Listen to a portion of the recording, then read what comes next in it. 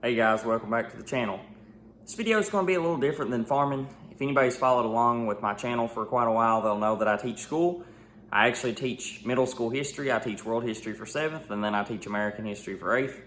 I'm a really big American history dude. I love it. I don't care if it's from the beginning all the way until now. I took a trip a couple weeks ago, a trip that I've always wanted to take. I always wanted to go to Appomattox Courthouse, where the Civil War technically was surrendered to by Robert E. Lee to Ulysses S. Grant. I always wanted to go there. And I also wanted to go to Yorktown, Virginia, where the end of the Revolutionary War technically happened, where George Cornwallis surrendered to the American army because they had help from the French.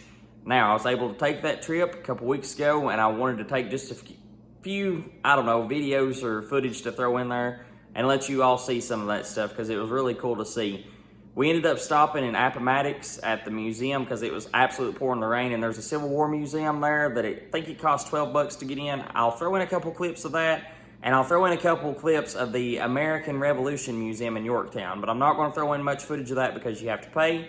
I'll throw in kind of a little bit of hint here and there that maybe will entice you to want to go there, but I don't really want to show too much stuff where you have to pay. But I hope you guys enjoyed the video. Like I said, it's going to be just real quick, but you guys may get to see something and may get to learn something you don't know. Thank you. We're going to take my 03 Mach 1 up there, dark shadow gray.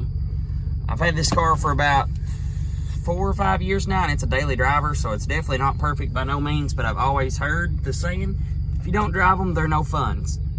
So we're going to go ahead and we're going to get taken off here. I'll let you hear what it sounds like.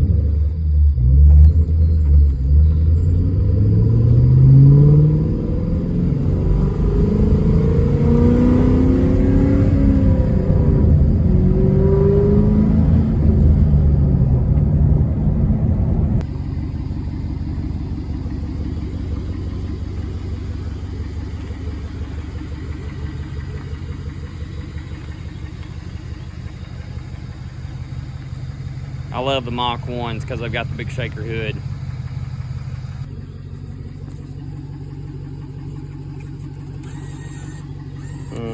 Choices. That's going great. Notify you that you will open the fire of his batteries on Fort Sumter in 1 hour from this time.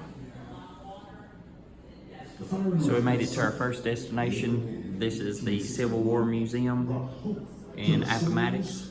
The number of 75,000 to suppress the same government and execute the laws. President Abraham Lincoln, April 15, 1860. Population and barbarism. Lawrence M. Kipling, South Carolina Fire Year, January 25th, 1860. When the abolitionist Republican Party is supreme, it will elect the president of like senators. Under these circumstances, it would be very easy to destroy by legislation all of the matter security of the innocent.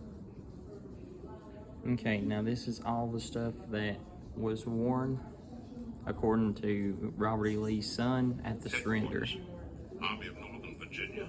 His coat, his gloves, and supposedly that was the pen that was signed at the surrender, or used to sign the surrender. After 4 years of arduous service marked by unsurpassed courage and fortitude, the Army of Northern. So we've made it to our next destination. We've actually made it to the Appomattox Courthouse and the McLean house. Now, if you don't know this already, the actual surrender did not take place at the courthouse. It actually took place, I believe, at the McLean house, but we'll see as we go through here.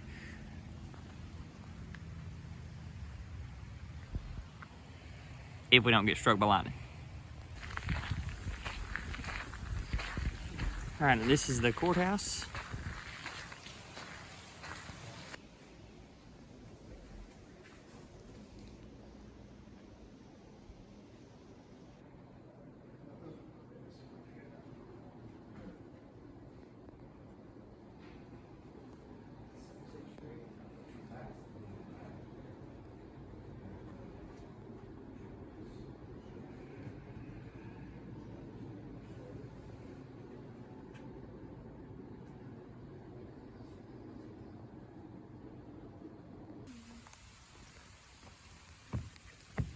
All right, so this is the Clover Hill Tavern.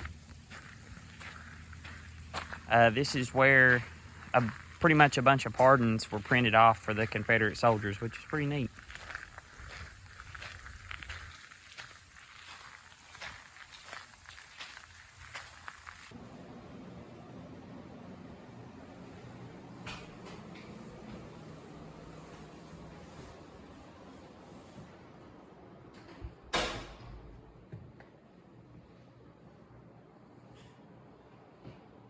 Wow.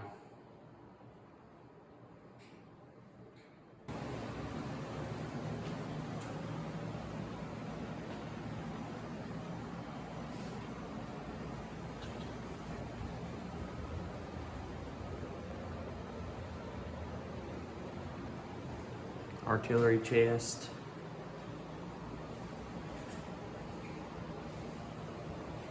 Horseshoes.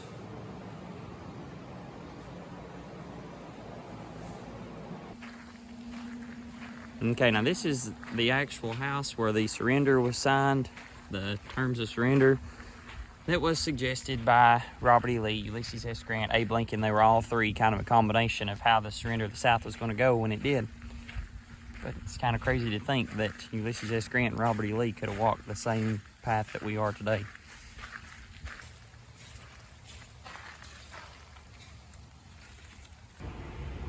Okay, so we've made it inside.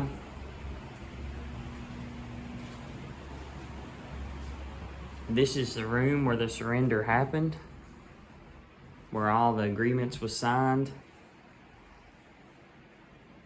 I was talking to the tour guide out there and was asking him, do you really think that what these men were about to do here would change the face of American history forever?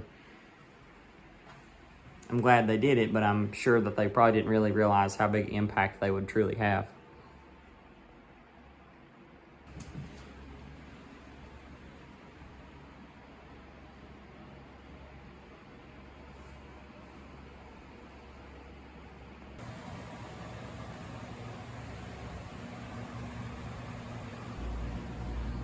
A little bit of top floor action for you.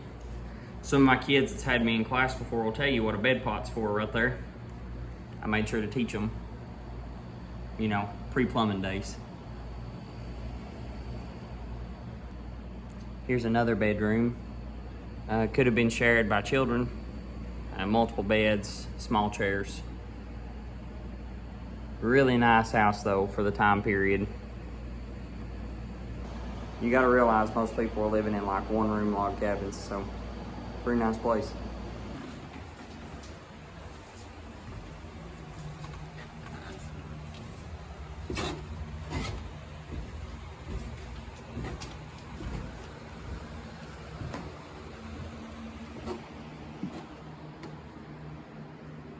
We got their stove in here, probably a kitchen.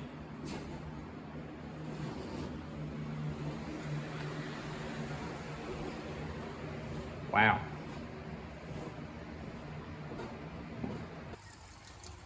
From what I've understood, from what the tour guide said, these used to be slave quarters.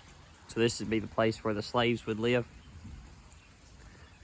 Very close to the house. We'll go ahead and we'll take a quick look in this one for you.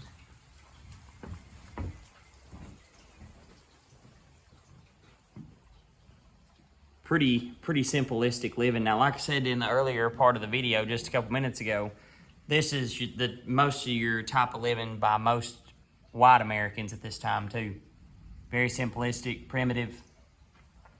Only a few Americans had a house like that back there. I'll share one more cool fact with you all before we leave here that I didn't even know myself. This house was bought and torn down in like the 1890s by Union, I guess, veteran sympathizers, and it was meant to be rebuilt somewhere else, but it never was, so they rebuilt it back here in 1948, which is really cool. Next day, another stop.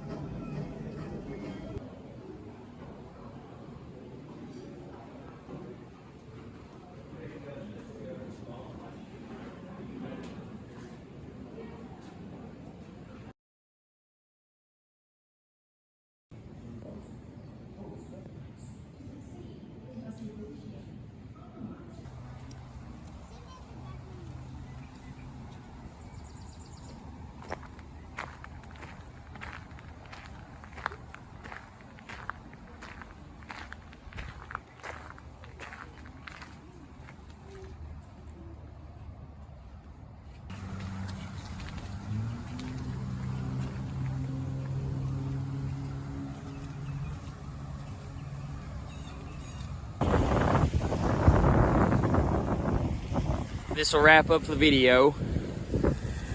Hope you guys enjoyed something a little bit different. Just kind of an insight to my life.